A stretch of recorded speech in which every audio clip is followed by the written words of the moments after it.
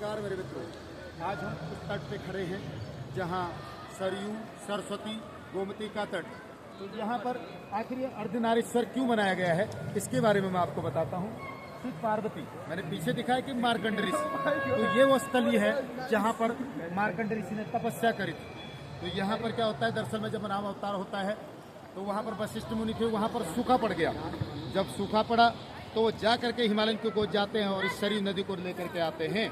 जब इस सरयू नदी को लेकर के आते हैं तो यहाँ पर मार्कंड ऋषि तपस्या कर रहे होते हैं। जब मार्कंड ऋषि तपस्या करते हैं तो यहाँ पर नदी उछल पुछल हो जाती है, आगे नहीं बढ़ती है।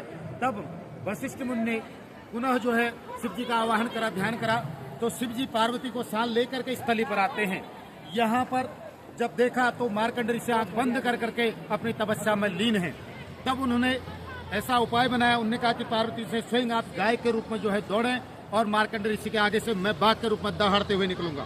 तो ऐसी परिस्थितियां हुई तो सीधे इस नदी को देखो सामने, यहाँ से बाघ के रूप में माँ पार्वती जो है दौड़ के आती है और पीछे से शेर आता है। मार्कंड ऋषि स्थली पर तपस्या कर रहे होते हैं। तो मार्कंड ऋषि ने आंख खोला तो देखा कि अभी जो है गाय को जो है माँ पार्वती जो रूप थी उसको जो है शेर खा जाता है। तो उस गाय की रक्षा करने के लिए, उस माँ की रक्षा करने के लिए खड़े उठते हैं।